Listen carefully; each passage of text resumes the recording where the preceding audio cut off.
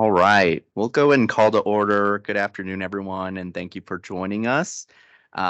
We have established quorum, and so thanks all again for joining us. I don't believe we have any introductions here other than if we'd like to move to the those virtually who might want to introduce themselves. And I will, Lori, if you'd like to introduce yourself, we only have a few on the call, so feel free. Thank you. I'm Lori McGinnis, the Regional Long-Term Care Ombudsman for El Paso and Teller County. Thank you so much, Lori, and welcome.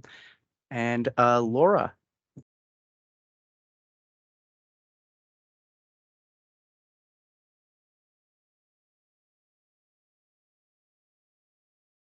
Okay, and that's okay. We'll go ahead and move on to the next agenda item here, which is the agenda approval. Are there any comments, recommendations, or recommendation on revisions on the existing agenda? If not, we could look for a motion of approval.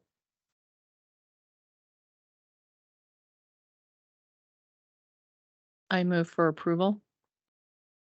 Second. Second. Thank you both so much. Anyone opposed to approving the agenda? All right, we are good. Consider that approved. Next, consent items. We'll also look to approve the minutes from February's meeting. And again, in terms of any discussion to be had or recommended revision on those last minutes in February, happy to have that, and we'll open the floor. If not, we'll look for a motion of approval.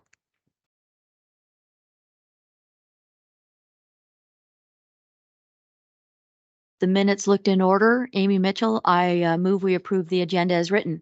I mean, the minutes as written. Danielle McCarthy, I'll second them. Thank you both. And any opposed to approving the minutes? All right, considered approved. Thanks all. We'll just move right along here. I don't believe there were any public presentations scheduled, but we will, since we have two guests joining us virtually, open it up to public comments. So Lori or Laura, if you have any public comments, feel free. Laura, I see you came off of mute first, so feel free to, talk. I have no public comments.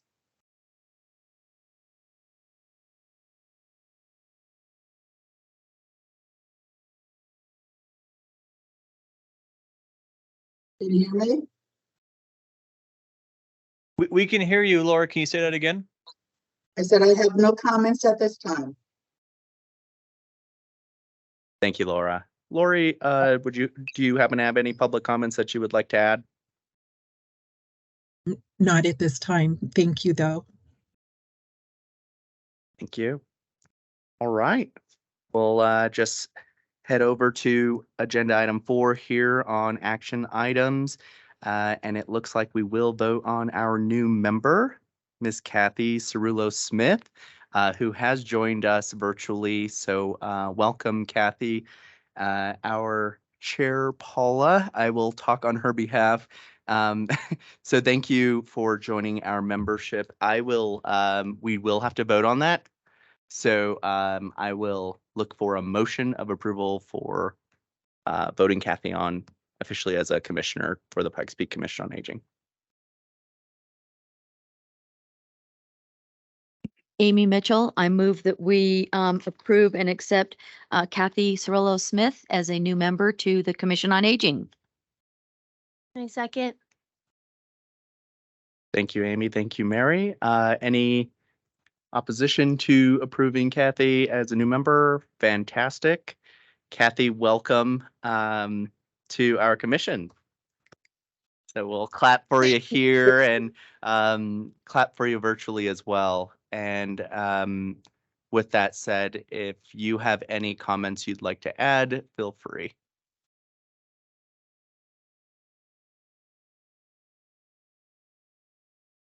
Nothing specifically. I'm excited to be working with this very dynamic commission. Thank you, Kathy. Love the virtual thumbs up. And also, we so look forward to your very valuable contributions and perspective that you will bring to this commission, as well as your awesome participation at the state level as well, and kind of connecting that really important dot for us. So thank you. We'll go ahead and move over to some information items here. And if we can pull up the membership matrix, I will put my membership committee hat on and fill in. As you all know, we have been working toward this tool. In fact, I know a good amount of us have put in and filled some of these portions out into this matrix. And as a reminder of the purpose behind this tool is to inform where we're at as a commission whenever it comes to some of our strengths in our expertise and understandings in some of these certain areas, as well as our representation in different geographies and regions. And it ultimately will look to inform some of our recruitment strategies. And so for those missing areas, we will certainly look to add those so that we can become an even more dynamic commission, as Kathy was calling us. So with that, I thought it would be worthwhile getting that in front of us for those who have been unable to complete it. Please ensure that you do complete that so we have that in front of us and are able to inform our membership committee as they plan next steps. And as a reminder, I know I said it during our last meeting, but at the same time, we are very fortunate to have a very strong chair in Paula as our membership committee chair, but at the same time, it is up to all of us to put our recruitment hat on and, go through our mental Rolodexes or real Rolodexes and see who might be really good fits to join us as a commission. And will align with some of these areas that we agree upon need some filling in. So with that said, that's the matrix. I know that Paula also has a couple of individuals in consideration. One is a recommendation from Mary, and I'm unsure where we're at in terms of the application process. I believe we've met with her, but Mary, I'm not sure if you would, not to put you on the spot, but if you wouldn't mind, quick introduction into who you've recommended to our membership committee, and yeah, we'll look forward to kind of continuing the process from there. I had two people in mind, so do you know? Oh, okay. You know one of them. Okay. So two of them, Susan Baker. I know Paula had mentioned that in prior meetings. She is retired now, but she was the former CEO for Care and Share. So she has more of that financial lens and also in the nonprofit. I'm not sure. I know they've met, but I'm not actually sure where it landed in her participating. The second is Leela Gibson Green or Green Gibson. I can't remember the last name. But she is a resident of the south end of Colorado Springs, and she's an employee of the city of Colorado Springs in the Park and Rec division, but she works at Deerfield Community Center. And her passion is really for walkability and safe communities. She is passionate about getting people out in their community and walking. And then also the aging space where successful aging, really looking at that model and making sure that all pieces are in place for older adults to be able to feel like they can live well. So she knows a lot of people in the community, and her ears to the ground in that area and location, and I think that'd be really beneficial. I shared a little bit about what we're doing, and she was pretty pumped. So we'll see after Paula meets with her. I know that they did connect via email. I'm just not sure if they've met in person. Thank you, Mary. Really appreciate you putting your recruiter hat on and sending her Paula's way. Just right off of those things you've said, having someone with that food insecurity lens as well as that financial background, I think would be a really valuable perspective and an area of expertise to add to the group, as well as the other gal from Deerfield Center. Hearing directly from the seniors is exactly kind of what we're striving for. So again, thank you. And Melissa, I know also within our membership committee, we talked about interfacing with PPACG board and their recommendations in terms of appointments. And if you wouldn't mind giving an update on that front, I'd really appreciate it. Yeah, so thanks, Dayton. And that's partly why we have Laura joining us today. She is a city council member from the town of Monument. And so we're grateful that our PPACG board did take that message out to different communities that are being represented. And we've had 2 folks from the city of Monument show interest in wanting to learn a little bit more about the 3 different commissions that, well, we have a council, a commission, and a committee that are all part of the aging work here at PPACG. And so Laura and Luke are going to learn a little bit more about each of the different committees over the next month, and also be sitting in on a meeting with the membership chairs of those 3 different committees. And then they will be picking which one kind of aligns the most with what they need to be doing up there in their area. And since there's 2 of them, I'm guessing that they're going to be kind of splitting up, where they might go. So we're excited to see that, and hopefully we'll be hearing more from other jurisdictions in our PPACG region. So we're glad that Laura could join us today. Thank you, Melissa, and thank you, Laura, for joining us. And we certainly would welcome a city employee of Monument to join our commission again, to ensure that we are representative of the region that we are looking to support. Okay. Any other discussion on membership committee? Hey, Dayton, one of the things that you might want to do, you did a great job having the people that were online introducing themselves. But if you wanted to just do a quick introduction of the people in the room, if that's okay. And then that way, those folks that are on the call can, and Steve joined us, Steve Peter Schmidt also might get a chance then too to introduce himself. But if that's okay, just a quick introduction. And so I'm Melissa, and I work for the Pikes Peak Area Agency on Aging. So, and I'll turn it back over to Dayton. Thank you, Melissa. Great suggestion. Yeah, I often just assume that we all know each other in the room, but for our guests. And so thank you for that reminder. And so with that said, my name is Dayton Romero. I am acting chair for this lovely commission, and I will pass the ball over to Mary and then Mary to Avie. Hi, everyone. I'm Mary Durian. I work for UC Health, but also a board member for Innovations in Aging and executive council member for AARP. Thank you. My name is Amy Mitchell, and I work for the citizens of Park County as a county commissioner, and here to advocate and represent those living in the county and to help serve everyone under PPACG umbrella. Thank you.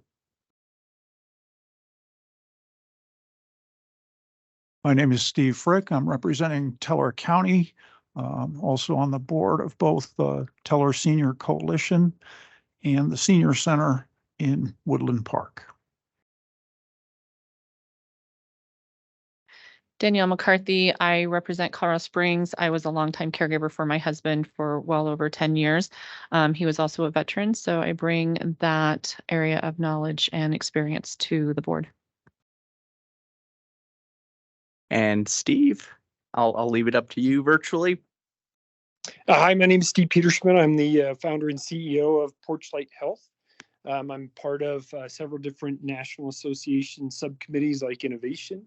And what I'm trying to bring to the table here is just more of a collaboration approach to how we create digital voice for seniors and then connect them to all the wonderful resources that you all represent across the communities. I have a quick question about the grid. Sure. Is that okay? Yeah. That we've done in directions, we're good. Okay, so how did we come up with these categories? Did we just pick them? No, it was a little bit of a feedback process amongst the membership committee. I believe we did share this with this group last month, if I recall correctly, and we opened the floor to add any specific columns in order for this to be comprehensive. Yeah. Must have forgotten. I'm sorry. No, you're okay. And I would also add that this tool, given I'm on other boards and others also fed into kind of what we've seen in the field. And we kind of took all the nuggets we can from those other resources and kind of compiled them into one to make applicable to what we're trying to do here as a commission. And Amy Mitchell, I think in the discussions also, we kind of see this as a working in process document. And if there's a category we missed or a category we think needs to be created because of something new that comes up, we are open to using this as a just a good tool to build our membership. So thank you.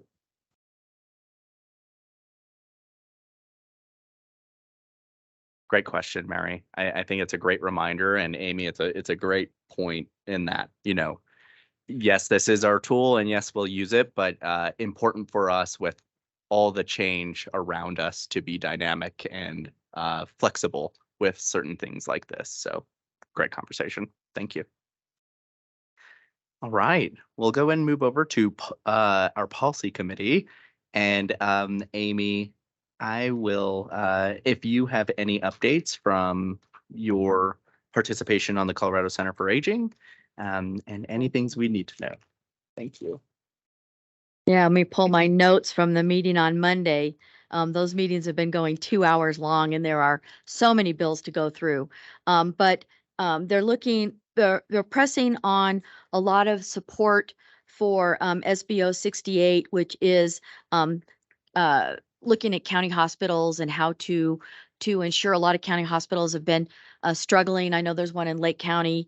So that one's under support, and I've been watching that one on behalf of the CCA. They're pressing pretty hard on HB 1228 reimbursement rates setting for nursing homes, looking at some of the increases for Medicaid. Trying to support a better financial structure, because during COVID, a lot of beds were lost and a lot of people moved to home care or home health care.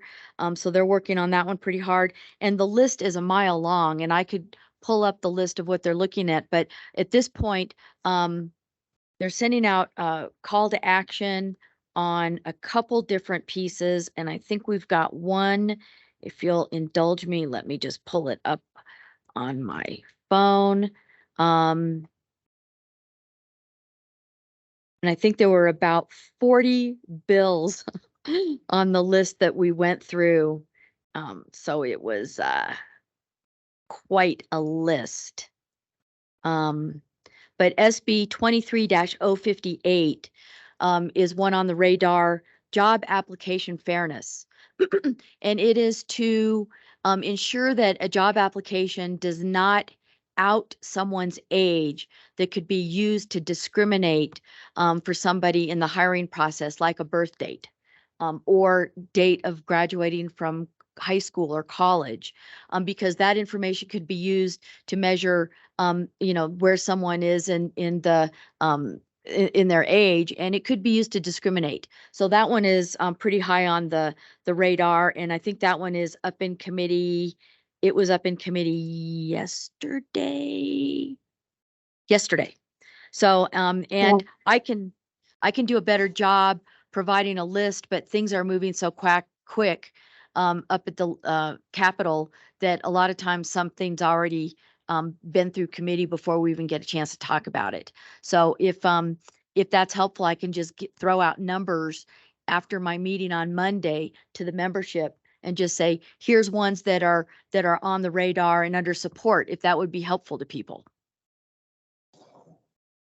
Yeah, Amy, If I may interject, sure. I just wanted, the workforce committee voted, when was it? Tuesday, I think it was, or Monday. Anyway, to put a letter of support in for that job fairness, and that was approved, and the letter was drafted. So, I mean, and like she said, there's a ton of things going on constantly. I mean, things are passing while we're still voting on them.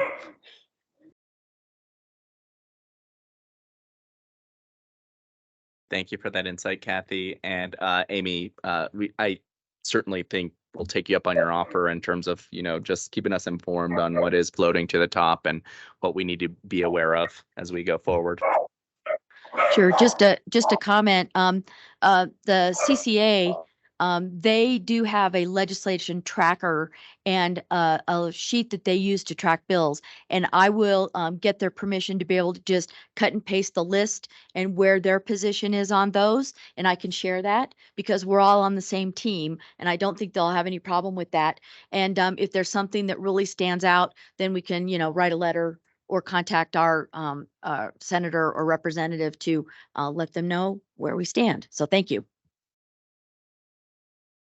Certainly. And with that said, I would like to, I think it's a good segue into our next agenda item with the legislative committee, because I think, ensuring that the alignment amongst the legislative committee here under the PPACG umbrella is aligned with the CCA, which I know a majority and most of it probably is aligned, but a really good spot to ensure alignment is. So with that, I will hand the floor, or Amy, is there any other things on the policy committee? Sorry, didn't mean to kind of just go right through there.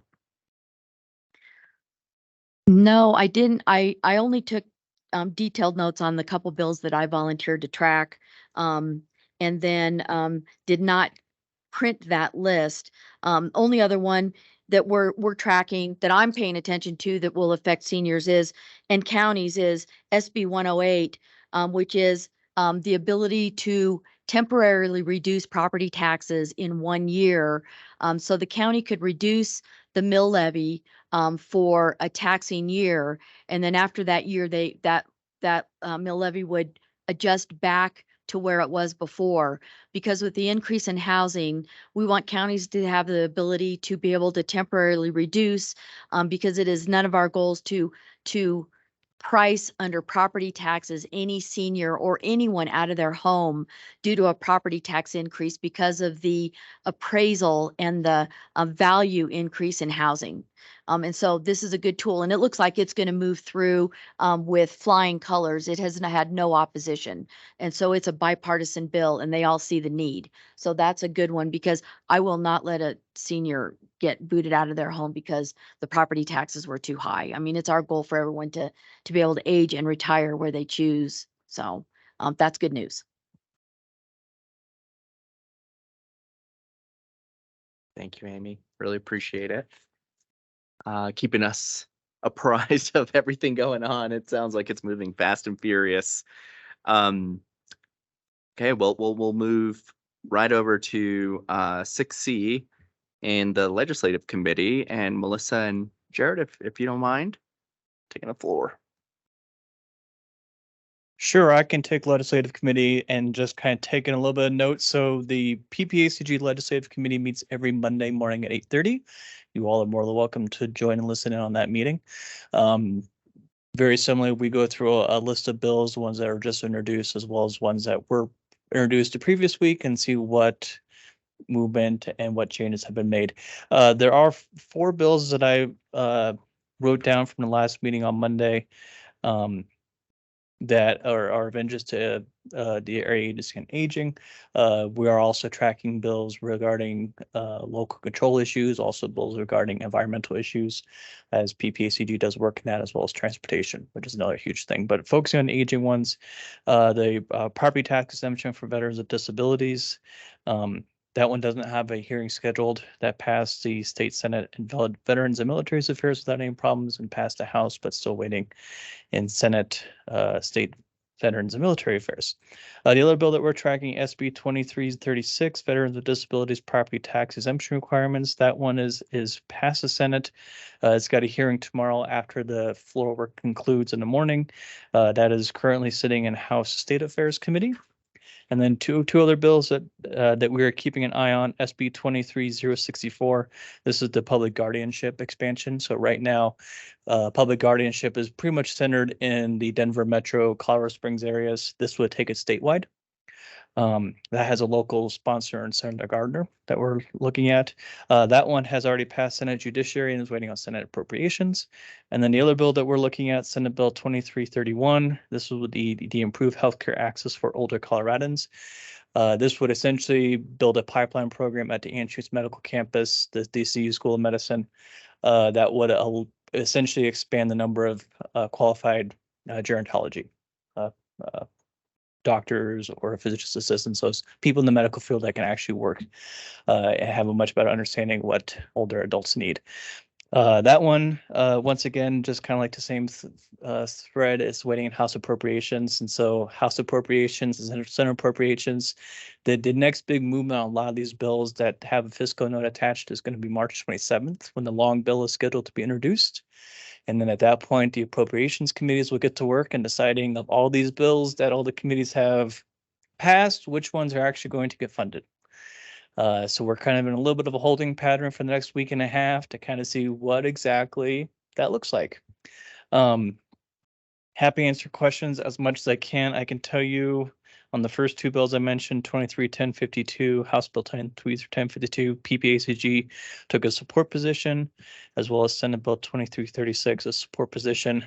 I believe, without looking at notes from Monday, that PPACG is also supporting the other two bills, but I would have to confirm that based on my notes. They are. They are? Jody, Okay. yep, he Thank sent you. a note and said that they were both in support. So I couldn't imagine why they wouldn't, but again, without my memory, if I don't write it down, of course, it's upstairs right now. Happy to answer your questions.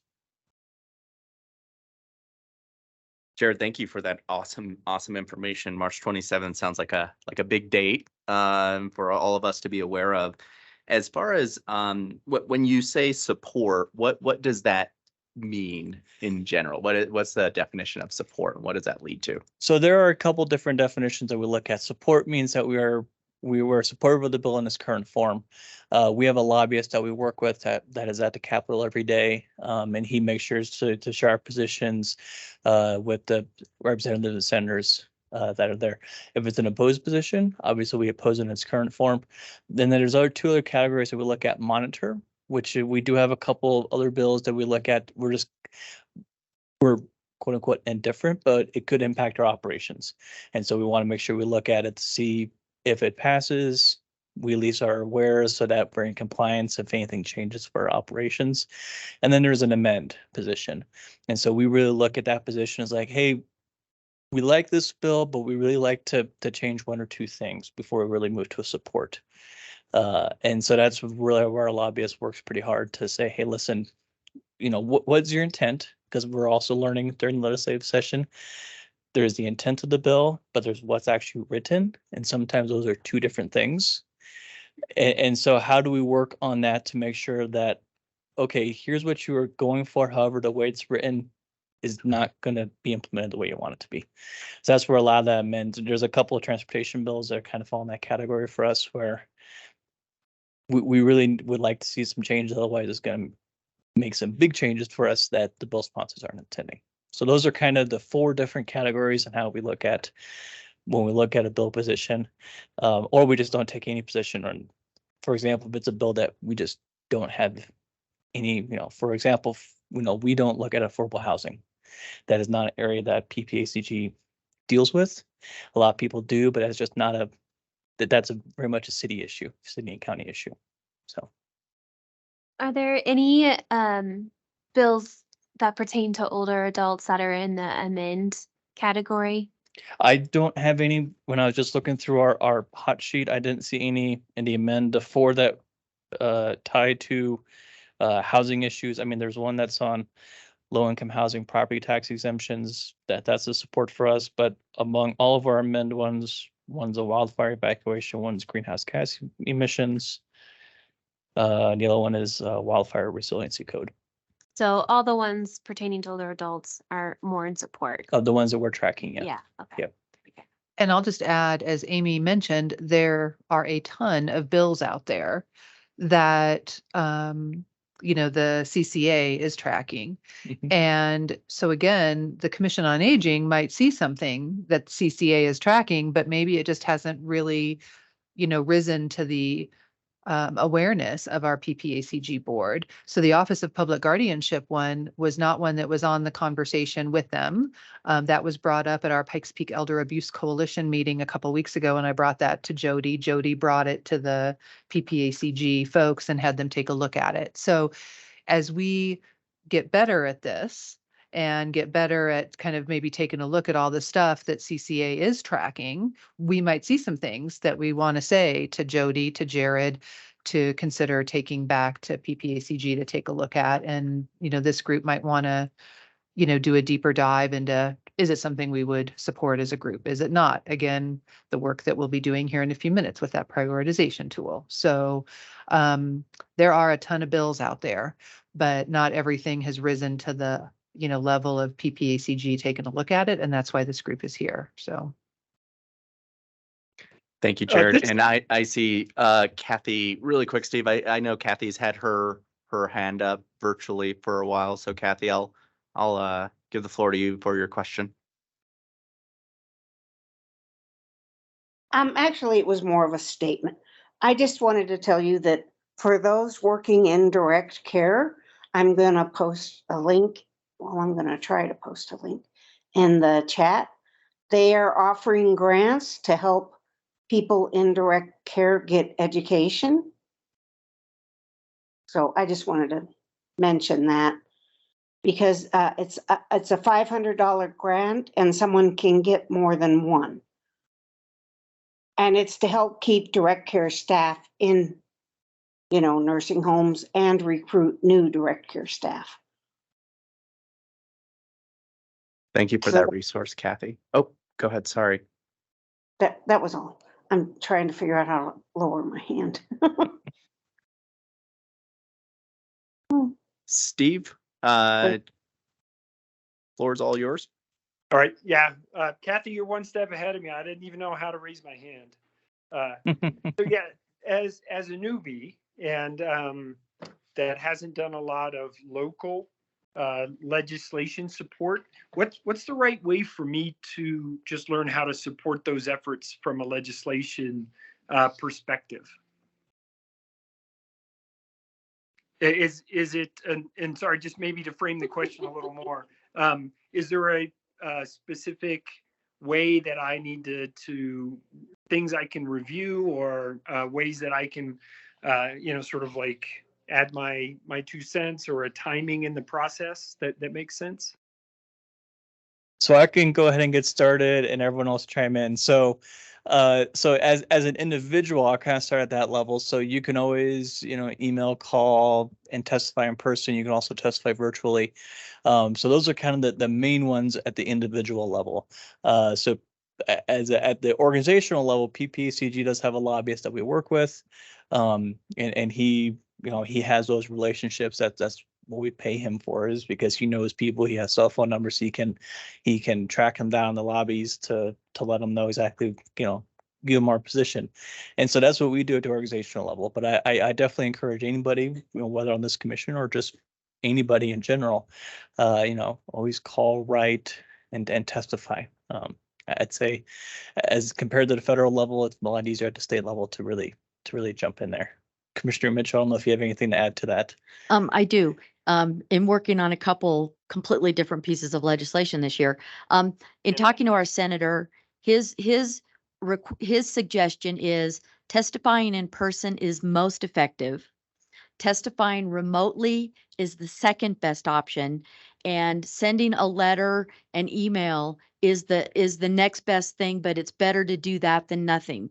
So if I do get the CCA, the Commission on Colorado Commission on Aging, permission to use their legislative tracker, you can then go through and it has a hot link to all the bills on the Colorado legislative site. So you can go read the excerpt of the bill, or you can read the whole bill. So it's a very useful tool. And then you can take matters into your own hands if you're passionate about something, and get out there and voice your opinion. So all hands on deck are better than no hands on deck.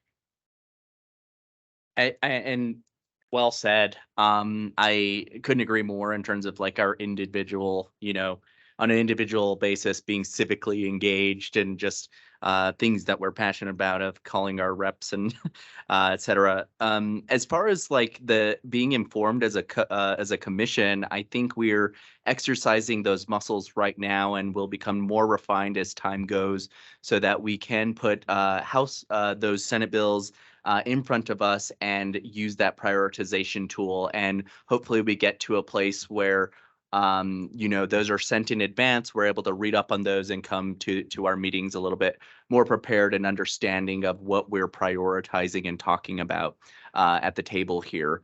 I guess lastly, as we are, continuing to exercise our understanding in the legislative world, Jared, would you or Melissa be willing to include in our minutes those different definitions of support, monitor, and those sort of things, just so that we have those salient for us as we kind of interface with the PPACG Legislative Committee, please?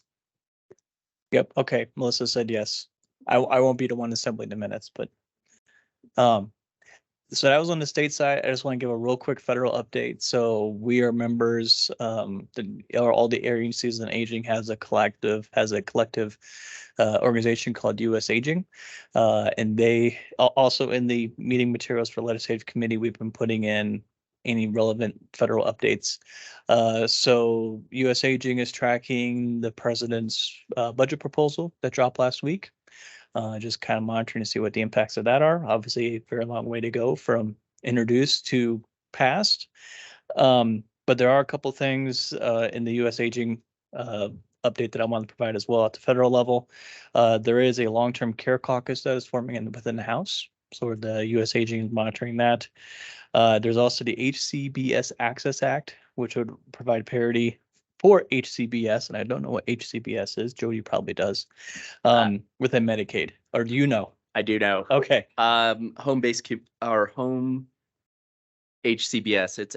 It's home and community-based services. Thank you. And so there's that. And there's also US Aging also responded to a Senate committee request for information on healthcare workforce shortages. So, and that's all I've got. One last question, Jared. So you sparked something for me in terms of like kind of going on at the legislative level. I'm aware of the IIJA having or spinning out to the Digital Equity Act at the state levels, and seniors are a covered population in that. Do we have a good feel on our awareness here in-house on that act? So you say digital equity. I'm aware of it's, I believe, is House Bill 211110, which has to do with digital accessibility. Is that are we talking the same thing? I'm very familiar with that one, but if it's not the same thing, then I'm not. It might be worth double checking. Okay. So I can say within HB 211110, I believe that's the one. That's digital accessibility. That is essentially requiring any government entity to make sure that all of our materials are accessible. So whether that's anybody with a disability, whether that's low vision, whether that's deaf of hard of hearing, whether that is, other vision issues with contrast versus anything like that. We're required to have a plan in place for that by July 1 of 2024, not just us, every government agency. So I know I was just in a session last week that City of Colorado Springs hosted, and needless to say, that was very well attended. And so as we kind of go through that, like I said, I know that bill very well because that's that really puts some teeth behind the ADA, which this will provide a lot more incentive for agencies to get their act together. Otherwise, it's going to make it a lot easier for people to hold us accountable. Not saying that's a bad thing at all. I think it's something that we all should be doing, but it's kind of one of those things that it's easy to say, oh, I'll get to it when I get to it. And now it puts a lot more priority on it, which I think is a good thing. That's me speaking personally, by the way. Great. Thank you, Jared. Really appreciate your help. Alrighty. I'll just mention one more thing in terms of the involvement. And so PPACG, at least once a year, sometimes twice a year, but definitely once a year, hosts the legislative roundtable. And the Commission on Aging folks, the last one that happened, people did attend. And so for new people who have recently joined, just stay on the alert for when we announce that again. That is a great event where the PPACG does bring a lot of the elected officials at the state level and the national level to the table, along with some of the real local folks to talk about what they're looking forward to in the year ahead. So that's just a good opportunity to be in the room to hear what the priorities are for the different elected officials. So just stay tuned for that.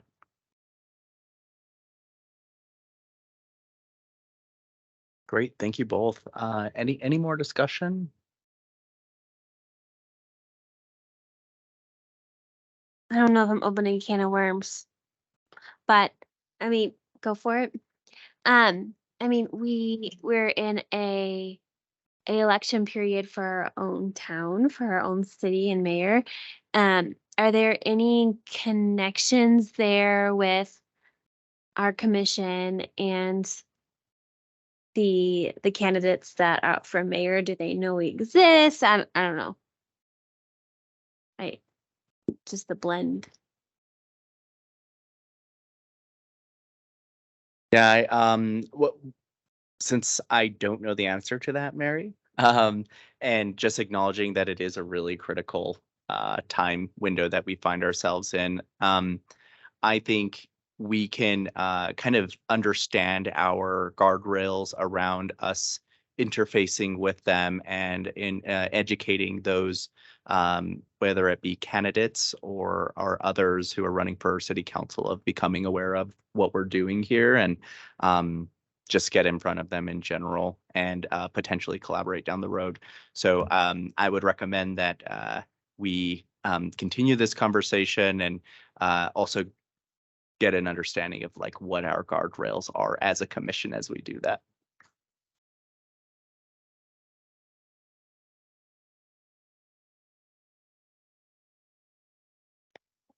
Okay, so amazing discussion on the legislative committee, and Jared, thank you for getting those bills in front of us that we will revisit in our prioritization tool, at least a couple or a few of those. I will give the floor back to you guys in case you have any updates from the board perspective on PPACG. So this is Melissa. I can give a brief update. So the PPACG board this past 2 weeks ago adopted the Area Agency on Aging 4-year plan. So that's great. It is now in the process of going up to the state, where the state will take all the 4-year plans from all the AAAs around the state and put it into the state 4-year plan to kind of help identify where are the gaps in services. With the Older Americans Act, that money is very kind of siloed and controlled. But there are opportunities when the state unit on aging understands that there's a lot more need around transportation, that potentially they can start looking at how can we be shifting more money into a transportation pot instead of, keeping it as siloed as it has been. It's been a real lesson over the last couple of years with COVID, because those silos were knocked down. And so the area agencies on aging were able to put money wherever the money needed to go. And that was really great. And those practices are coming to an end, but people are definitely taking note of it. And so the 4-year plan is really beneficial from that level. I think I mentioned, at the last commission meeting, kind of what the priorities were for the 4-year plan. And I'm going to try to remember them off the top of my head. Transportation, family caregiving, kind of this theme of staying in your home, which means that people can get help with their chores, both outside and inside. Gosh, what else? Anyway, there were 5 targeted areas that rose to the top. And so those are pieces that the AAA is really going to be working on in the upcoming 4 years. Oh, information and assistance, getting the word out about older adult services.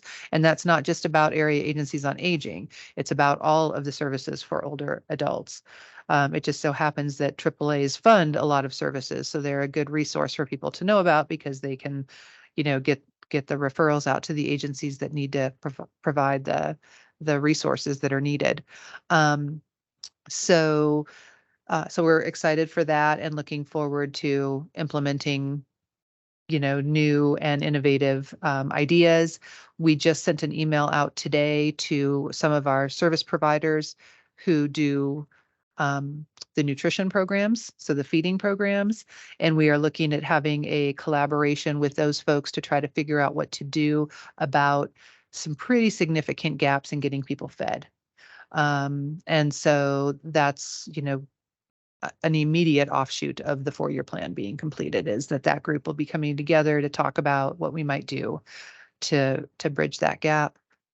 And then just in general, at the board, they had some presentations on transit. They did a transit workshop after the board meeting, just kind of learning about some of the transit needs and gaps in the region. And I think that's about it. So yeah, that's what I've got for the board update. Melissa, but can you kind of clarify on the CASOA information was shared with the PPACG board? And were there any sort of high level takeaways that we need to be aware of as a commission that they gleaned from that data? Not that I can say right now. So, those PPACG board members read the minutes of reports, and they do ask questions periodically. So, but a lot of the conversation at the PPACG board level does kind of flow around roads and access. So there's a lot that goes on with that, but they are responsive when we bring something specific to them. So they did a lot of kind of work around some issues with long-term care communities, held a special meeting around that when some issues were brought to their attention from that perspective. So, but yeah, I don't think any of them actually had any specific kind of takeaways from the CASOA findings. So, and yeah.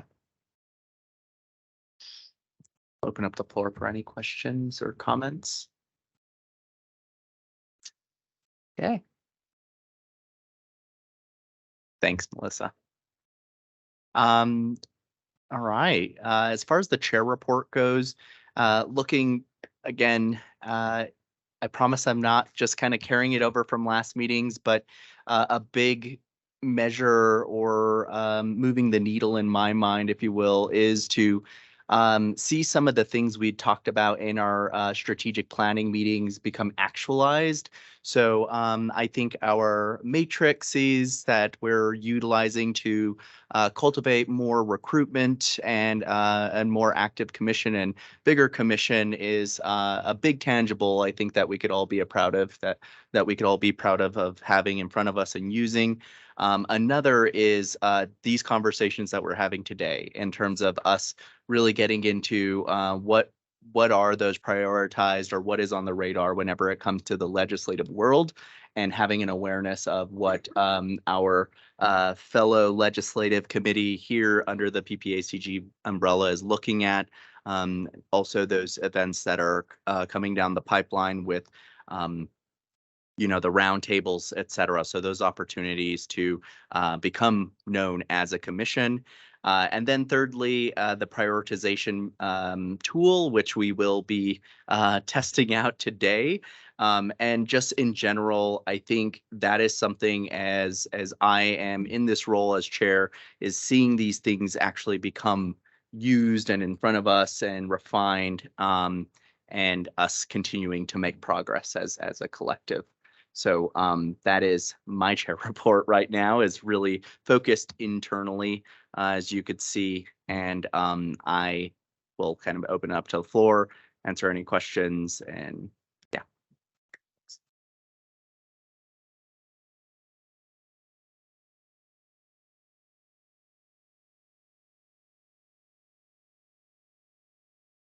Right. We'll go ahead and move right into the strategic planning item, where we will review the prioritization tool. Hopefully, you all have that in front of you.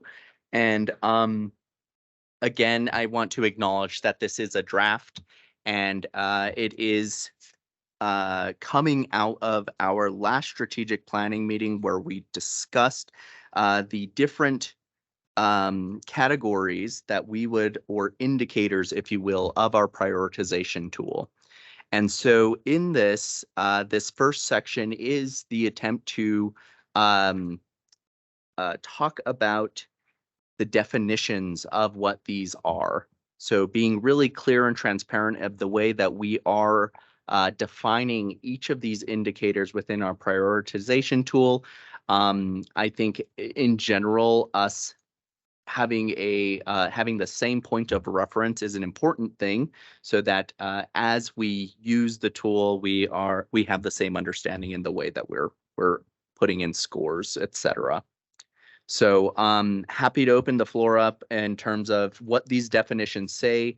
If any modifications need to be made, happy to kind of open that up briefly.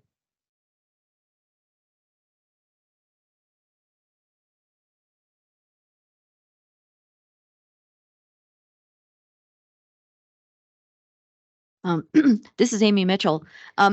In working on these definitions, I think we landed at a 1 to 5 value for each of these areas of impact, duplication of work with other entities, time needed, regional, and market demand. And I think that gives us enough room to really add value to where each topic we're reviewing will land, especially because our regions, our 3 regions, 3 counties, are very different and very diverse. But I think that, you know, right now, probably impact is the one that we think is kind of the rising to the top of, you know, is any of the topics we're looking at critical to quality of life or maintenance of life, you know. And so we talked about, do we want to try to weight that one? Love your guys' input. We thought that with a 1 through 5, we would be able to weight it ourselves in comparison to the other 5 measuring devices, but we're all ears.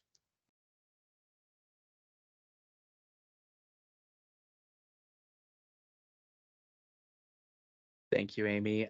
Yeah, very, very important to kind of, and that was my mistake of just jumping right into it, but to highlight those indicators again, in impact, duplication of work with entities, time needed, regional impact, and the market demand. The second point is kind of the attempt of weighting each of those, as Amy had said, and that weighted piece, or that scoring system, is 1 through 5. And the idea of this, again, just to just revisit the purpose of the prioritization tool, is to put some of these bills, or you know, we've gone over this meeting, how many bills are in front of us, and so many going out there, of actually inserting those in this issue column, and then each of us going through how would we score these, and really having dialogue on which are floating to the top in our scores. So today we were hopeful that we would be able to do that with 2 of those issues to kind of see what's strong about this exercise and what could use some improvement and some opportunities to again refine as we go along here. So with that said, Jared, could we pull up the Office of Public Guardianship summary? He didn't. Yeah. I did step away for a second. Was it explained what market demand means? Yes. Okay, sorry. No, you're okay. The first portion of this defines all of the indicators, and I will give you mine because I have a virtual one.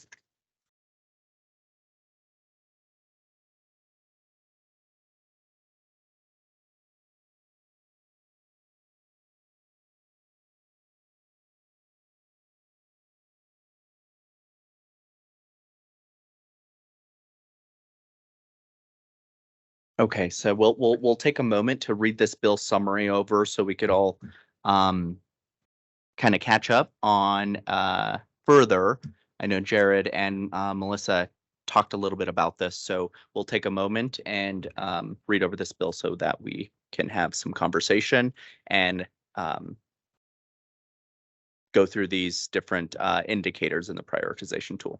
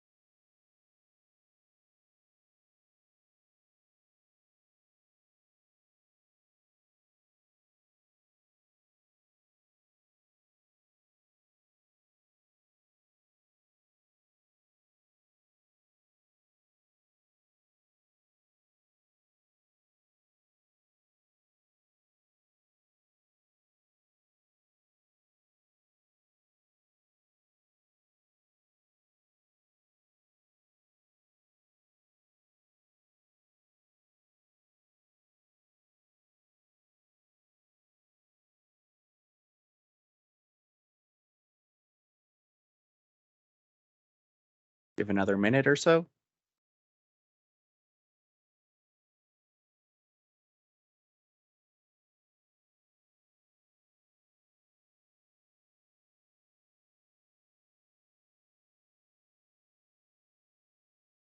And Kathy, I on our screen, your chat kind of pops up, Jared. I just want to ensure that anything we need to address here that's being communicated from Kathy's standpoint. So Kathy, I can kind of explain that a little bit. So, and to kind of walk through exactly what she's talking about. So she was referring to, she saw issues C, D, E in the matrix table. And correct me if I'm wrong, but my understanding is that C, D, E are just kind of placeholders just to kind of just fill out the table, so to speak. That is correct. As are the numbers within. Those are placeholders as well. So my hope today is that we actually talk through whether 1 through 5 through each of these columns collectively. So those numbers in there are also placeholders.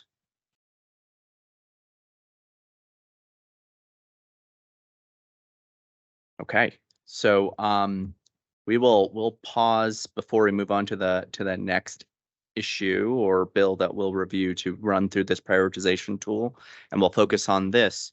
Jared, if you wouldn't mind pulling up the prioritization tool, and we'll open the floor for dialogue on each of these areas. So I'm gonna open the floor. I mean, my first thought is needing more information, right? How many people are out there who actually need guardians? What's that number look like? What is the current process that's happening and the accountability that's holding people to being guardian? So for me personally, I feel like I need more information to be able to sort what the impact is and in all the different categories. I'm just not well versed in the topic.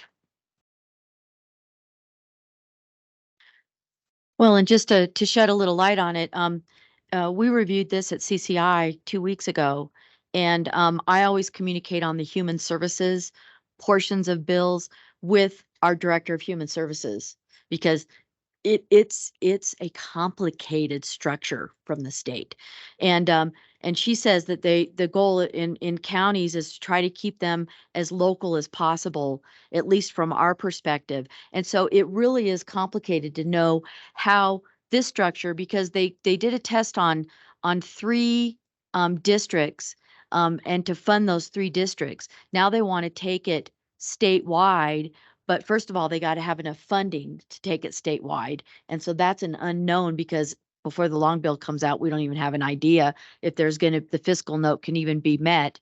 And then how does that work with a small county versus a big county? She said that our goal in a small county is to always have a bank be a conservatorship instead of to hold their money instead of a county.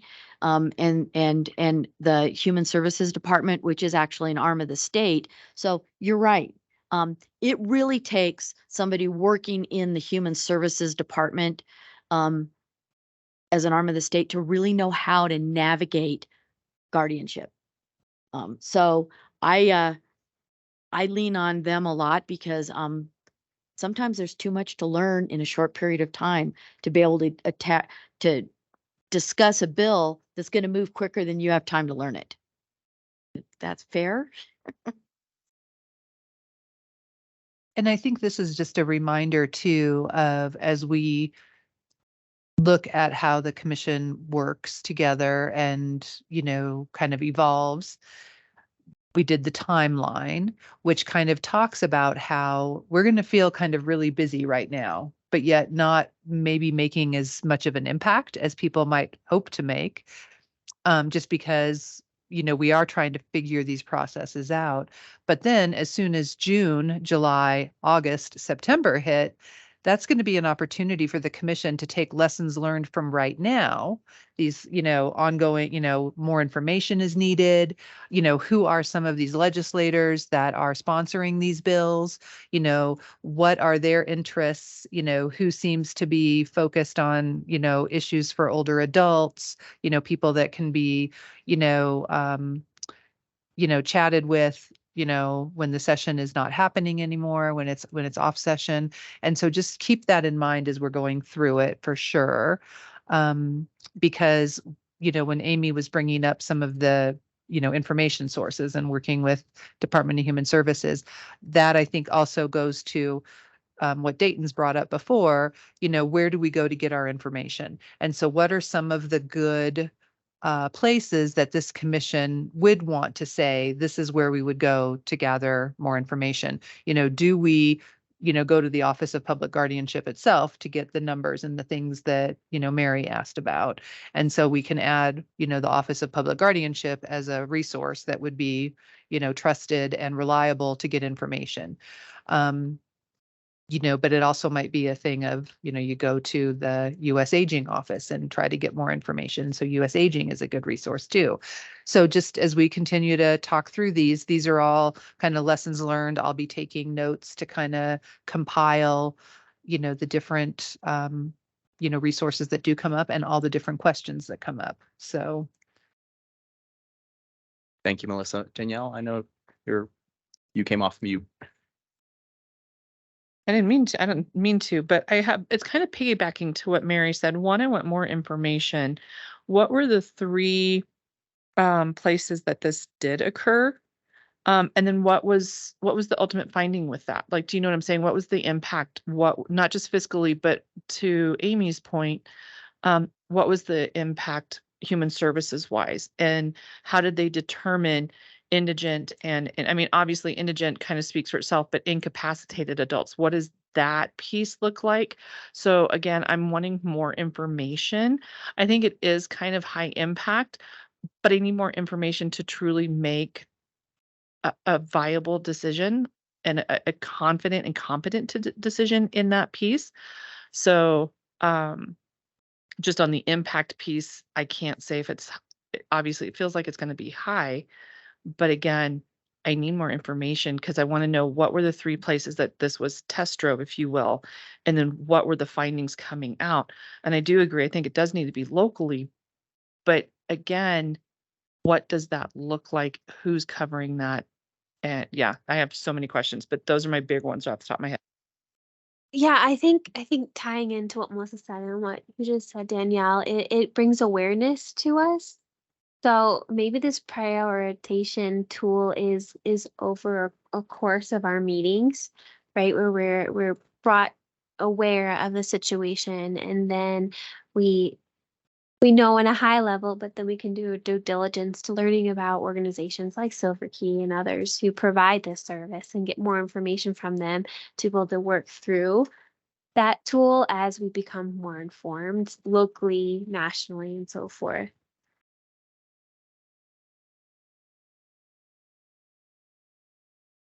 Yeah, and just to talk about this bill specifically, the guardianship bill, I failed to say that this is to not have it sunset in 2024, but and to extend it. So I think it was operating in the city and county of Denver and 2 other Front Range. Oh, Melissa, you can answer that question.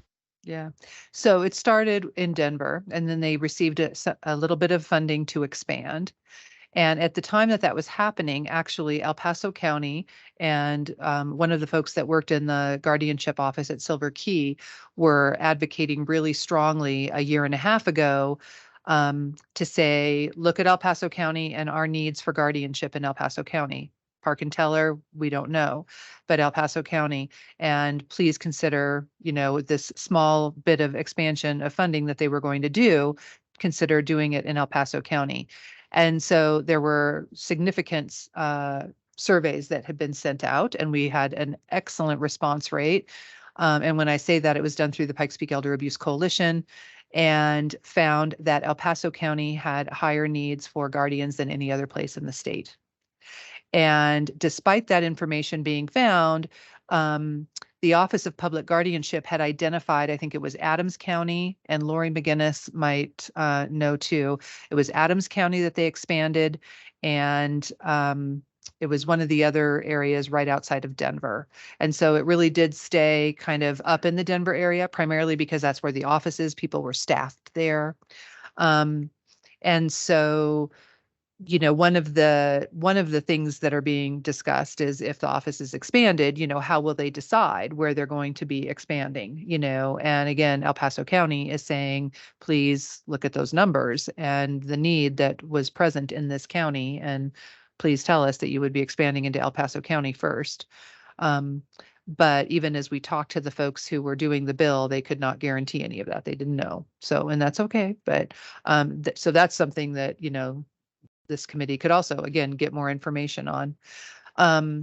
So it is interesting that it's been a very, very effective office. I think people have been very, very grateful for the work that it has made happen, because it's just a huge crisis in our state with people, not getting the services they need and being stuck in places that they shouldn't be stuck in because they don't have guardians. And what did Jared just put up on the screen here? So I'm going through the final report that the office put together ahead of this bill. And the table that's up right now is the estimated unmet need by judicial district. And so just to kind of keep in mind that this would come in through the judicial district attorney system. And so that's why you might see a lot of these things referred to judicial districts. We are, El Paso County Teller is 4. I'm not quite sure where Park is on that, but. JD 11. Okay. So we're 4 and 11 would be our 3 counties. Because Teller County is part of 4. Mm-hmm. And then, so 18, is that Denver? I believe that's Adams and Arapahoe. I could be wrong about that. Okay. And that could be why they had done Adams. Arapahoe, Douglas, Elbert, Lincoln. So really quick, I Yeah, I was pretty involved given my past role with Silver Key in a lot of the guardianship processes, and also served as a appointed guardian myself as a designated agent of Silver Key for individuals. I could say need is very, very prevalent in our county. Unmet need is very prevalent. We see the numbers here, and I think that's amplified through rural areas, which I think it's a solution that the state is looking to be in areas that don't have professional guardians or family members who are equipped to be the decision maker for individuals who are deemed incapacitated. And a little inside look in terms of the judgment or the label of incapacitation. It is a very methodical process from my experience, in which a geropsychologist, so there's a healthcare provider, Department of Human Services, typically here in our county, Adult Protective Services is involved. Whenever an individual is struggling health wise in the community, and they appear to not have have those sort of cognitive challenges. And so once that's completed, it does go through a final ruling through the Fourth Judicial Court. So it is that final sort of appointment is made throughout the courts, in which that appointed guardian is made at that time. Could be a family member, could be a professional entity, and in this case, the state is attempting to be that gap, that stopgap. Aside from that, and me just kind of in this exercise, I love the feedback in terms of us wanting to be informed, and I could not agree more. Even kind of reflecting us looking at a bill summary real live time right now is not sufficient to like plan our roadmap for the remainder of the year, and I want to acknowledge that as we go through this exercise.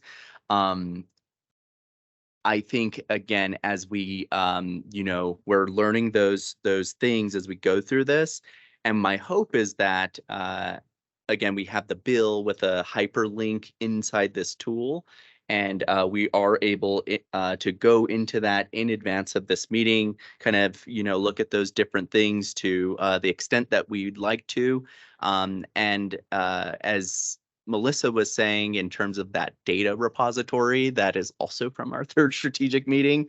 That is kind of next on the list in terms of actualizing and getting in front of us. And I could definitely say it's taking form in terms of a foundational area of where we're getting data.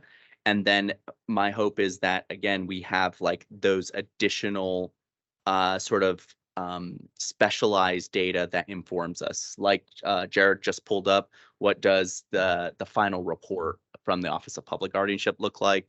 What does the PPAC, the Pikes Peak Elder Abuse Coalition saying here internally or locally? I think those are all things that we can begin to feed and complement into those foundational data points that we're educating ourselves on before we come into these conversations. So for what it's worth, I think it's definitely a learning point we'll look to do as we go forward. And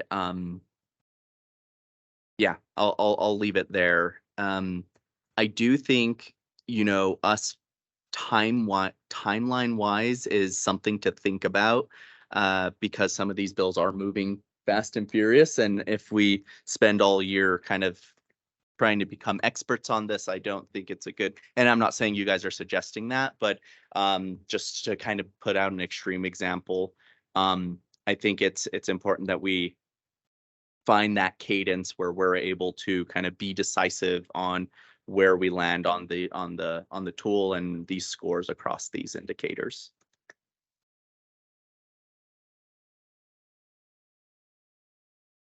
Well, and just one comment. I think looking at all the legislation that is going on right now is a way to look at what legislators believe is a priority need in the state.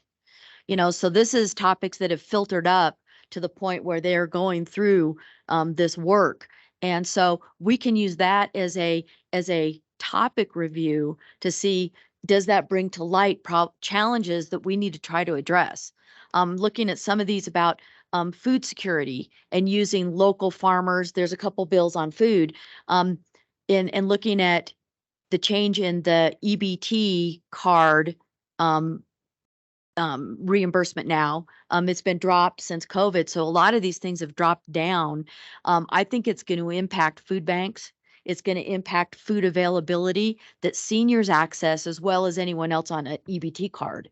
And so I think in looking at what bills are coming up, we might say, okay, this might be a need that we're staring at right now because of the changing dynamics in our region. And we can look at that and learn from that and see what are they looking at for a solution, and do we need to try to get proactive and look at for some solutions? Because I personally see that happening in our county, in Park County. Food security is becoming, and food access is becoming a problem. So, this kind of brings all the topics up. We put them through our filter and look at where we want to work, right? So.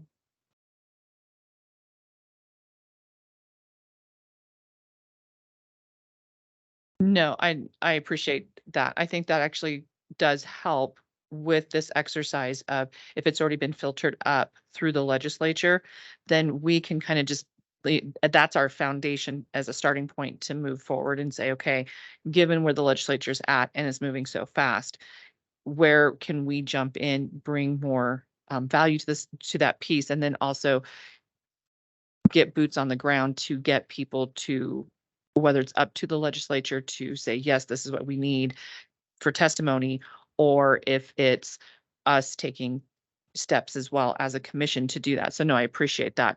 And it doesn't sound like just on the experience that Dayton bring and clarification that you brought for Mary and I, it doesn't sound like we would be duplicating as a commission what's already being done in our locale. I do understand, no, that does need to go through the state. I just wanted some more pieces and parts that the summary doesn't give us. So I think to your point too, Amy, is if we could get this like ahead of time a little bit, do you know what I'm saying? And in prep, because yeah, I did read the bill. I read the summary, but I wasn't quite sure, okay, so where are we going with this? So that helped a lot with that piece. So I think both of you brought up great points. So I don't think it was a confusing issue. I think it helped us verify more of where we're going with this tool. Steve, you have any thoughts on what's going on here? Okay. All right. So I would be curious how we would like to proceed. If we would like to go through the tool or would we feel like it'd be kind of aimless if we were to talk numbers and putting things in here? I think if we understand this is just an exercise, and we can even communicate and discuss, okay, if we were going to number this as 4 as an impact, we probably need to know this, and this, but let's just give it a 3. Like, let's just go through it and ask questions while we're going through it to better understand the process. And one of the things that the executive committee talked about was, when the information is sent out to the commissioners, and this is when it's a well-working, well-oiled machine, the commissioners rate it themselves, right? They give their own ratings and then they bring it here and then we kind of average out the ratings as the commission. And so just kind of be keeping that in mind, because today, as you guys dig in and kind of talk a little bit more, and if Dayton were to go around the room and say, Mary, what would you give it? Mary's going to give it a 4, Amy's going to give it a 2, Steve's going to give it a 5. It'll be interesting to just kind of see, just kind of how that, works and how that feels. So that was one option, was to have everybody do their own ranking at their own time and bring it to the committee, to the commission. But then it was also discussed, well, maybe, people do all their work, but they hold it, they hold it aside. And then when you come to the commission meeting, then everybody's throwing it out. And then eventually you're getting to a vote of, okay, so as a whole commission, we're all going to agree that this is a 5. So it's, there's 2 kind of levels there, do you do it at home on your own, or do you, and then it gets averaged out here, or do you hash it all out here and then try to agree to the same number. So just kind of something to keep in mind as you now just kind of jump in and see if the Office of Public Guardianship, what numbers could people give out? I think it's important to note groupthink. So I know we already put those and I helped create it, but I forget the name of it. The guideline tools. Yes, principles engagement. Thank you.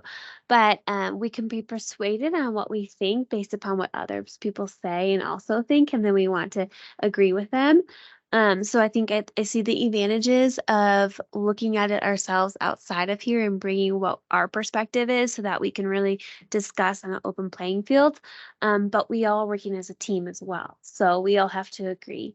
But I just want to put that out there that could lead us to making higher categorizations of topics than maybe what we would do outside of here.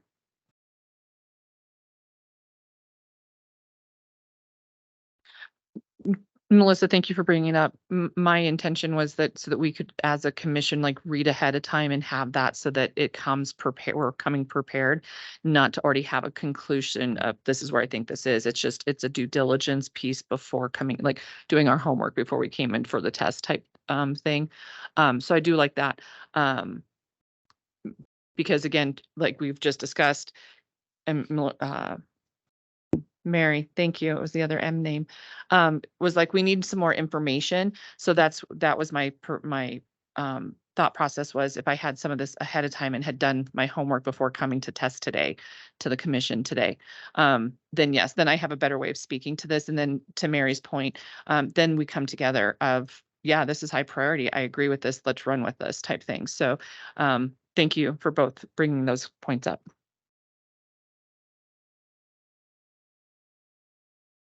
No, this is the exercise, and we're living and breathing that.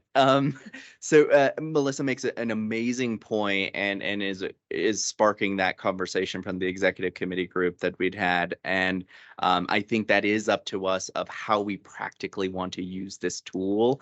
And what I'm hearing, it might be a little bit of a combination of both, because what I want to be cognizant of is timing it takes to go through these and actually have the dialogue and these sort of things. So what I might suggest is that it's a combination where executive committee does come in and communicate kind of where we're at. And also commissioners come in with that, come in informed with, the AAA or PPACG staff sharing that information in advance, and your own sort of scorings, so that we come in with a basis and a foundation to kind of build off of versus a clean slate. So if I had a recommendation on how we use this tool, that would be it. Great. Yeah, Danielle, I agree. I like to prep ahead of time, because I like to have things bang around in my brain before I try to make a decision and really determine priority. And so I think if I can give a list of bills and we can go through and maybe just we need to have a way to put those all through a filter on what a priority is that we as a group think it's worthy of our time to look at, right? Because we've got there's bills that cover, housing, food, healthcare, like tax, the homestead, all those homestead ones. So there's a lot of it. So we might want to even see if we can get a little bit more narrow, because none of us are going to take the time to go through 40 bills And to figure it out. You know what I mean? So yeah, it's an amazing point, Amy. And I think, that might be an amazing opportunity for our policy committee to plug in some things in here for the executive committee. So like, I'm thinking workflow wise, right? Of like policy committee really on the pulse of what are some things to get into this tool, communicates to executive committee. They then score, communicate to the rest of the commission. And then the commission comes in with their homework done with the data in advance, of course, and come in with a pre-scored tool.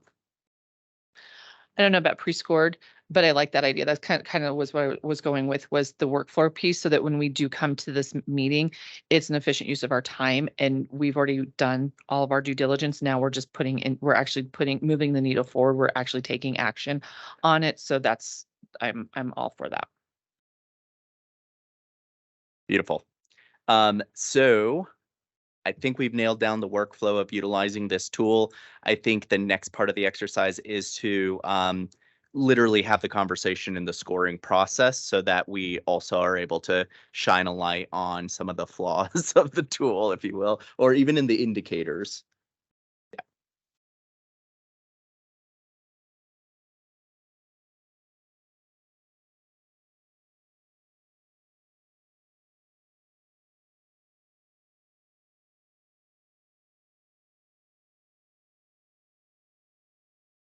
Agreed, Kathy. Thank you for your thoughts. All right. So who wants to kick us off in impact, given some of the information, a little bit of the information has been shared with us? And I'll reiterate that this is for the purposes of us just learning how to use the tool, and a learning exercise. It will not lead to anything quite yet. This is going to air the challenge we have with 3 diverse counties. The priority for El Paso County and the impact is huge. They need this office of guardianship. They need the state to step up and provide resource to them. It's not a big a deal for Park County, but I appreciate the need in El Paso County. So, we look at the overall and then figure out, we can be on board, because I think that looking at the numbers that Jared provided, boy, it's a big problem. And there are people who need help. So Amy, what would you give this as an impact on a 1 to 5? Well, we're always short of budget in Park County. We never have enough money. But I would probably give it a 2 or a 3, because it's not, we are not overwhelmed with the numbers. And our judicial district, though they've got a budget challenge also, I think that they are not screaming for huge financial or additional help. But I would, if we were doing this as a process, I'd call up Human Services and I'd call up our DA and ask them what's going on, how big of this is a problem for you two. And I'd pull that information out before I came to the meeting. Well, obviously El Paso County, Colorado Springs, representing that piece. Obviously, it's huge. It may not be a priority yet to Park County, but having previously been on a RAC on the western slope with Region 10, which covered 7 counties, if I remember right. It's a priority over there, and it's been 5 years since I've been over there, but I still have some contacts. I know that they're still struggling in multiple counties. So I could see this being a high impact, not just locally and for what I'm representing on the commission here, but as a state as a whole. So for me, it's going to bump it towards a 4, almost a 5, given the impact it'll have across other parts of the state. I feel like I'm on a television show. Thank you, Dan. Thank you, Danielle. What is this? Where are we giving scores? Dancing with the... We got to get the big poster boards.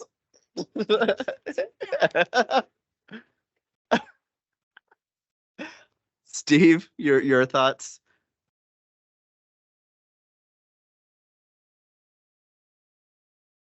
As I was listening to what you said earlier, and then looking at these words, impact, duplication, time, regional, and demand, the image of looking at each one of those things as a lens through which to look. I'm at a disadvantage as the only person from Teller County and not a county commissioner. I have no idea. Not only do I have no idea, I wouldn't even know where to look. I mean, I know one of our county commissioners reasonably well, Dan Williams. So I might go to him and ask. My gut feeling is that guardianship has to be an issue. What I don't know is how significant it is. And like I said, I'm not even sure where I would go to try and figure out the answer to that question. So part of me likes the mix of doing the due diligence, reading, and, being prepared when you come here. But I really like the idea of working it as a group, because each person who speaks today tells me 4 different things I did not know. And with that information, I feel like I can make a smarter score.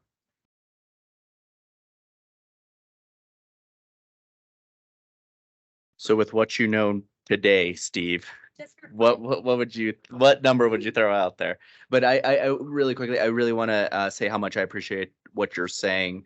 And I hope with our approach in terms of setting that foundation with the data in advance, as well as this sort of foundational scoring, if you will, by the executive committee, it will kind of give a good pretext to as we come in So to you're have asking, dialogue, and they'll be open to changing the scores as we have this dialogue, right? We might come in with an executive rec of a 5 on impact, and then as we have a conversation, it could land at a 4 or something like that.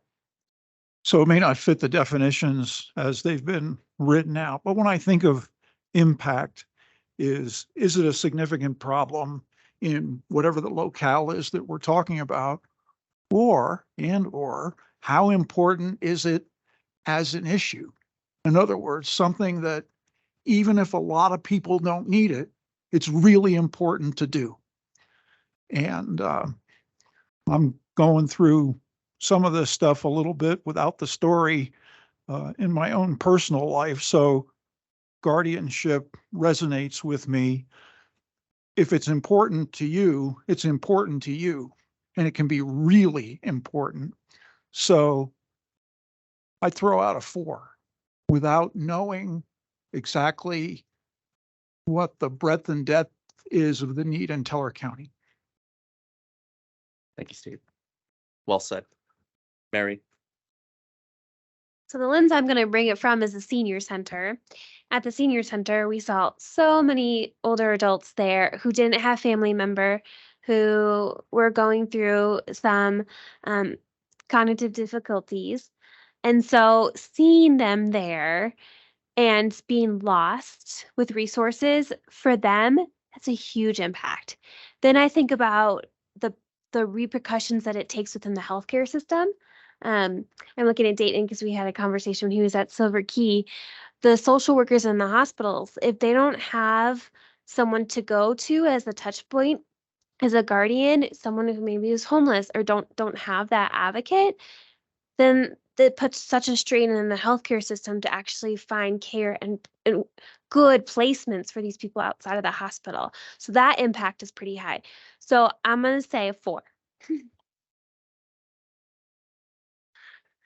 Well said, Mary. I'll echo a lot of what's been said. The only addition that I have is the prevalence of dementia and in the older population. And so juxtapose that with the resources or lack thereof in order for someone to serve as an advocate, or more accurately described as a decision maker, a medical decision maker for these folks, and fiscal agent for these folks. The ripple effect is massive, and so my score would be a 5.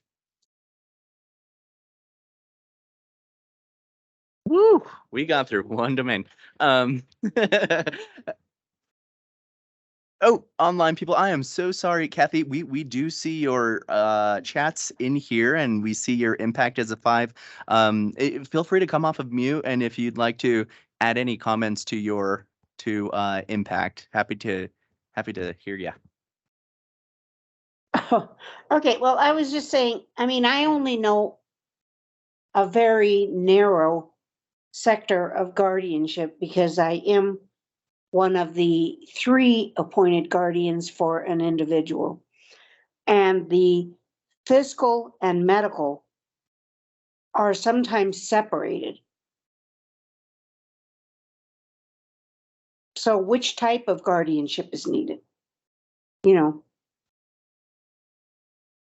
Yeah, and I've also seen it a combination of ways, Kathy, where a professional conservator, works in tandem with the guardianship, and they kind of delineate those duties between a medical decision maker and a conservator, which has a good accountability on both ends, I think.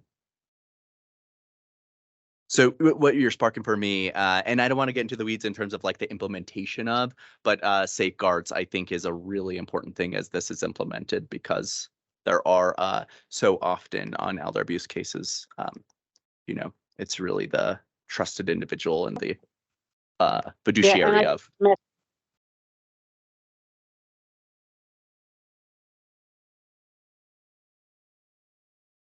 I think medical advocacy is definitely needed, or guardianship for many people. Great. Thank you, Kathy. And I'm going to leave it up open to the floor. We are at 4:42. If we want to continue down the domains or the indicators, and we'll kind of go through this. Maybe we could do two at a time and go around. So next we'll do duplication and time. And Danielle, I'll look to you to kick us off, please. So duplication, obviously the state has looked at this and isn't finding much duplication at the regional. So I'm going to take duplication and regional. At the duplication level, obviously, if legislation is seeing this and wanting to roll it out to the entire state, obviously duplication is not going to be a concern. Speaking more for regional, but then also just speaking kind of for Colorado Springs, we have Silver Key, but just on based what you've said as well, that there's also obviously a need just on the numbers that we're looking at. So duplication for me, it's not going to be a thing. So I'm not quite sure if we need to put that as a 5 or a 1. Help me understand that process. And then regionally, obviously it's needed, so it's going to be a 5. So help me understand like where to score that with duplication. Does that make sense? Because obviously it's needed. Silver Key doesn't have it. The state's not seeing it, and that's why they're rolling it out. So would that make it a 5 as a priority? Yep. The tool. Thank you. Okay. Yep. So keep in mind the tool, and whatever has the highest score at the end will be prioritized. So obviously there's no duplication, so it makes it a high priority. Back to impact and regional. Yes. In the interest of time, I agree. Well Amy? said. Thank you, Danielle. Thank you, You Steve. want me to take regional and market demand? Or are we gonna do those two? Duplication of work, yeah, the state's on it. The state's gonna have to find the money to fund it. And so I foresee they may end up not funding the whole state. They may take those priorities that they've listed in the form that Jared provided and say, let's take these judicial districts next, because money is always an issue. So I think duplication, we're fine. We just want to piggyback and make sure the state is making it available when they get the work done. And time needed, I would say that we need to be on it quick, because the people who need the help are desperate. They need it because no one else is going to do it for them. And so I would say that that's kind of puts it at a higher priority. Mary, did I hear you right that you echoed Steve and Danielle? Okay. I agree as well. So it sounds like we landed at a 5. Fine for both. Great. We'll start to the right end of the table, and Mary, if you don't mind kicking us off for regional and market, please. I agree with what Danielle said for region. I would say a 4 or 5 there. And then in terms of market demand, like I had already said, the impact is not just that individual. It has strains on all the different entities that help surround and support that individual. So I would also say a 4 or 5 to market. The two will be mentioned. Yes. Yep. And I think something that's coming to mind for me, especially considering the definitions that we have, is the difference between market demand and impact. And so I think whenever I think of impact, and this might be where it gets a little squirrely, is like, what are kind of the ripple effects of this issue? Because market demand to me is like the clientele, like how many people need guardianship, and that's the demand needed, versus kind of the impact being it's on the person who needs it, it's on the business community, it's on the healthcare system, it's on, so like kind of thinking in that ripple effect that Mary had shed light on. So I think it's kind of just a nuanced point between those two indicators that I would point out. And I would also say 5s across the board for me.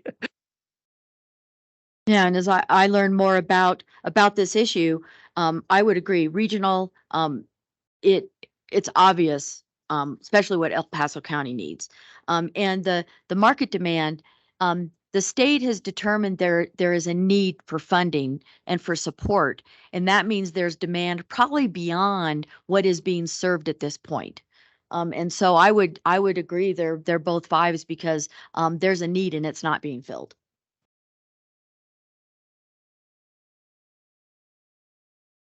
Steve agrees. And Danielle.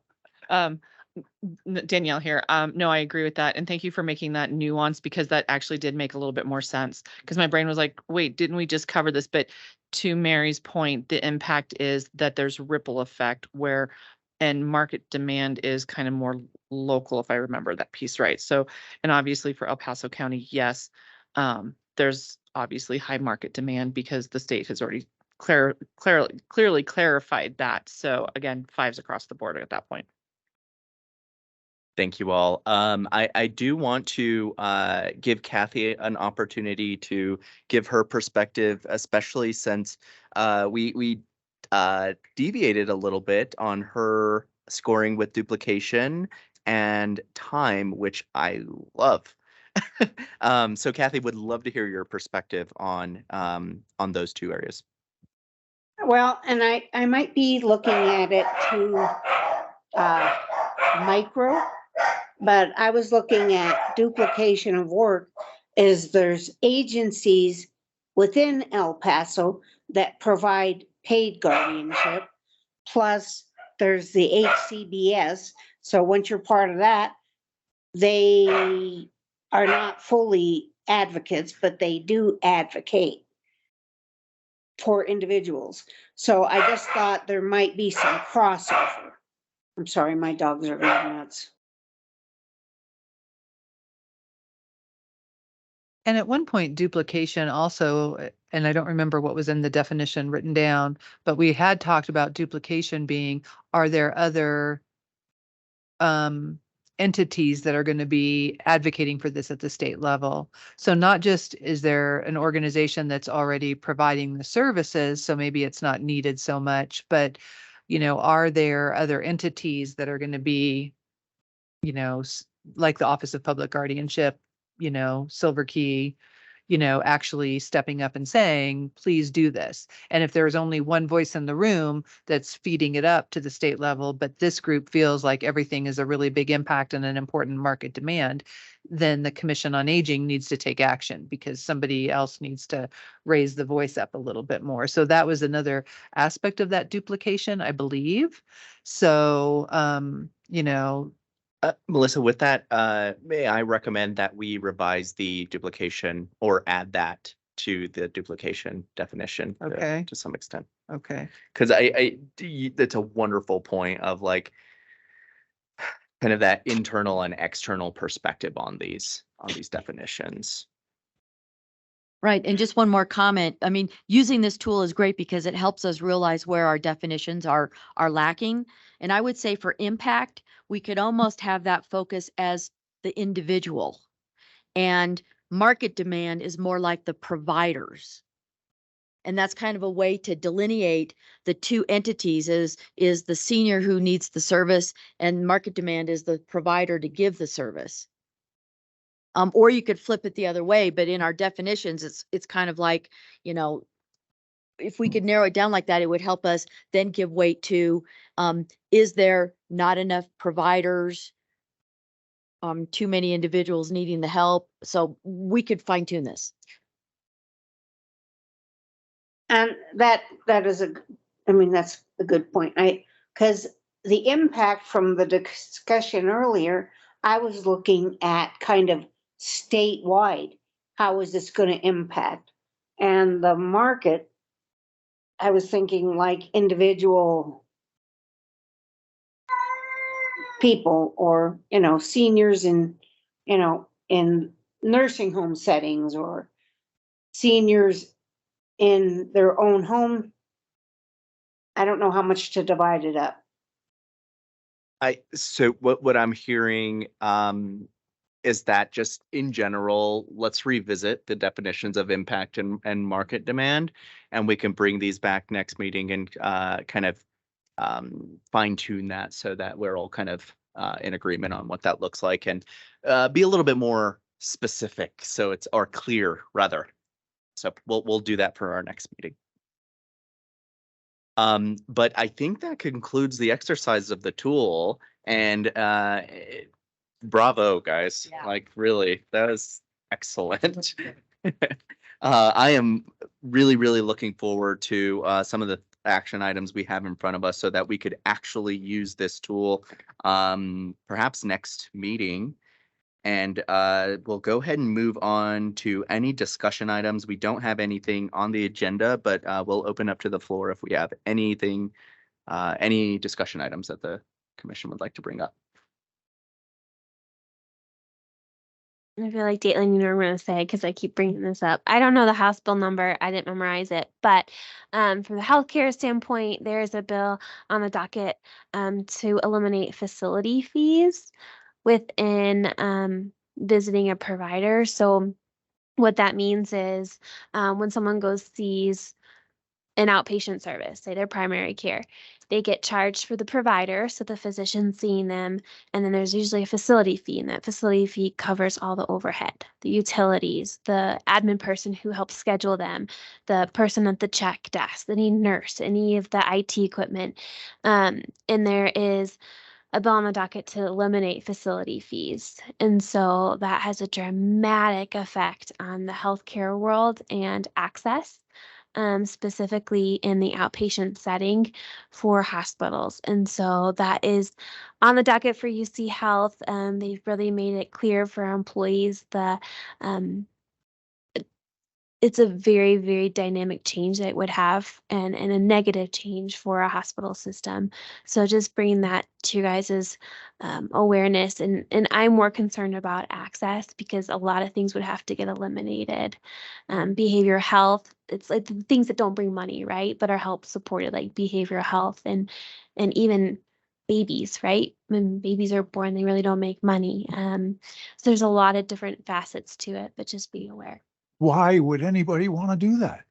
Well, What's I the mean, motivation?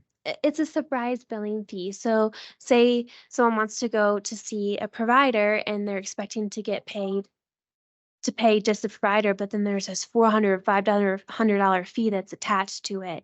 And so I think there's other ways to present it, right? Maybe have caps on the facility fees or Okay. disclose billing. There's other ways to control it versus just eliminating it. But that's the other side of the bill is people are surprised and they'd rather just go to a hospital and pay just that provider than actually in a outpatient setting where they have to pay the facility fee.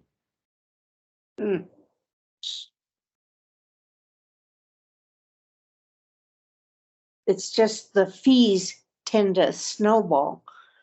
So you're paying the basic co-pay or whatever, and then you're paying all these additional fees that you didn't realize were part of the cost, is what I'm Okay. hearing. Okay, so, and that's different than the surprise billing bill that was just passed last year or the year before that. Okay, thank you for that clarification. So given, we're ascending or getting off the runway here in our plane, Mary, if you wouldn't mind sharing that bill with the executive committee for now, so that we can, yeah, start that that process that we've talked about. Thank you. Awesome. Thanks, Jared. Next, member entity announcements. Any announcements from the commission?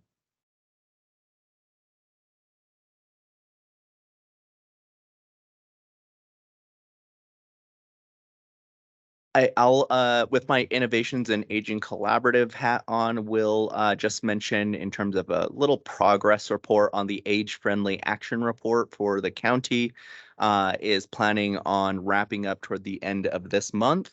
And there will be a reveal, if you will, of what some of those action items will look like for continuing the age-friendly plan in the next 3 to 5 years for the county. So more to come on that. And that's what I got on that front.